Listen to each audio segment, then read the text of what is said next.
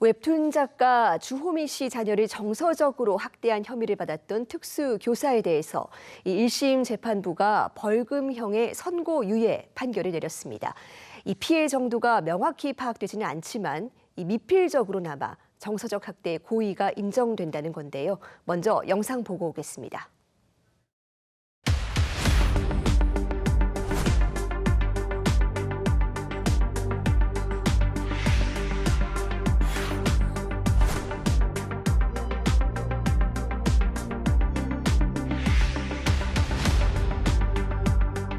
자신의 자식이 학대가 당했음을 인정하는 판결이 당연히 부모로서는 반갑거나 전혀 기쁘지 않습니다. 이 사건이 열악한 현장에서 헌신하시는 특수교사분들께 누가 되지 않기를 바랄 뿐입니다. 특수교사하고 상의한 끝에 항소하기로 결정했습니다. 몰래 녹음한 부분에 대해서 재판부에서 유죄로 증거 능력을 인정하였는데 재판부에 상당한 유감을 표합니다.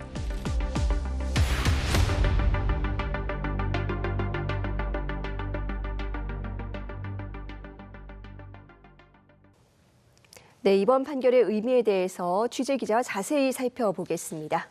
박광주 기자, 이 논란이 정말 뜨거웠던 사건인데 결국 일부 유죄 판결이 내려진 거죠?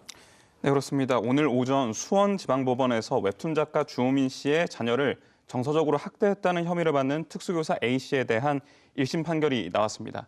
결론적으로 유죄가 인정됐습니다. 벌금 200만 원의 선고유예가 내려졌는데요. 선고유예에 대해서 설명드리면 가벼운 형에 대해 형의 선고를 미루고 유예일로부터 2년이 지나면 사실상 없던 일로 해주는 판결입니다. 이 사건은 교사가 수업 중에 했던 발언 중 일부가 정서적 학대에 해당한다고 학부모가 고소하면서 시작됐는데요. 검찰이 문제를 삼은 건 5부분입니다.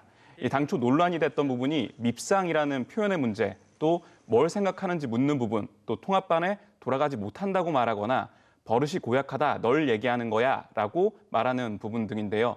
오늘 재판에선 대부분이 무죄로 인정됐습니다. 하지만 마지막 4번째 항목을 유죄로 봤습니다.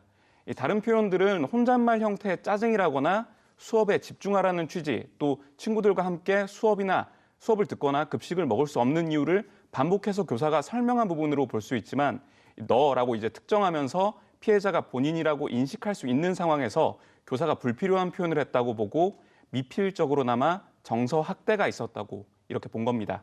하지만 변호인 측은 앞서 말했던 이 발언들 사이에 어떤 차이점이 있는지 모르겠다며 항소를 통해 다퉈야 할 것 같다고 밝혔습니다. 정서적 아동학대는 아동의 심리와 발달에 해를 끼치는지가 중요한 기준인데요. 이 부분이 모호하다 보니까 관련 사건마다 내용 자체에 대한 논쟁이 매번 생기고 있습니다. 재판부는 A 교사의 발언들이 피해자의 정신건강에 어느 정도로 피해를 끼쳤는지는 밝혀지지 않았다는 점을 교사에게 유리한 양형 기준으로 짚었습니다. 하지만 주호민 씨도 아이의 내밀한 증상이라서 이 부분은 말하기 어렵다, 이렇게 취재진에게 밝히기도 했습니다. 네, 이 판결 이후에도 한동안은 논란이 이어질 것 같은데요. 사실 얼마 전 이 몰래 녹음된 파일은 증거 능력을 인정하지 않는다는 이 대법원 판결이 있지 않았습니까? 근데 이번 사안에서는 좀 달랐나 봅니다. 이번 사안은 좀 달랐습니다. 이번 사건에서 큰 장점 중 하나가 방금 전에 말씀하신 몰래 녹음한 음성 파일도 증거 효력이 있느냐, 이 부분이었는데요.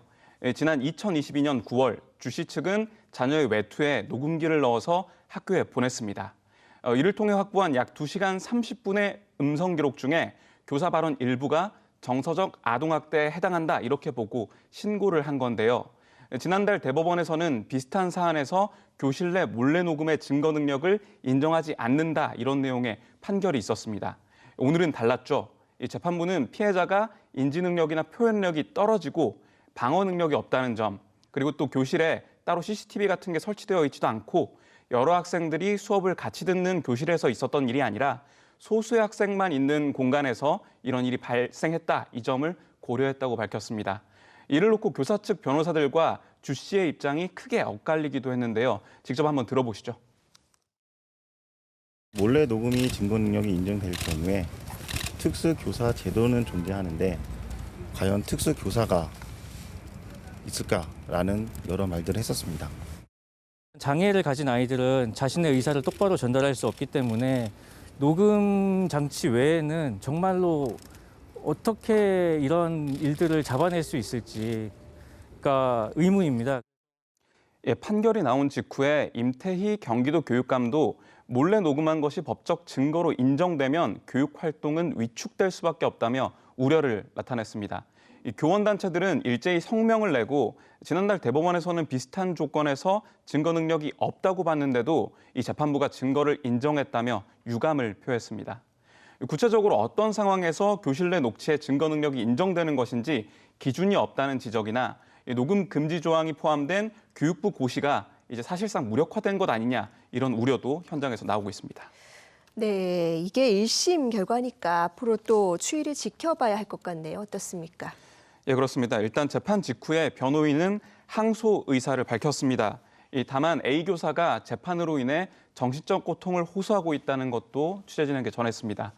오늘 재판에는 A 교사가 소속된 초등학교에 특수교육 대상 학생들의 학부모도 재판 현장을 찾아왔습니다.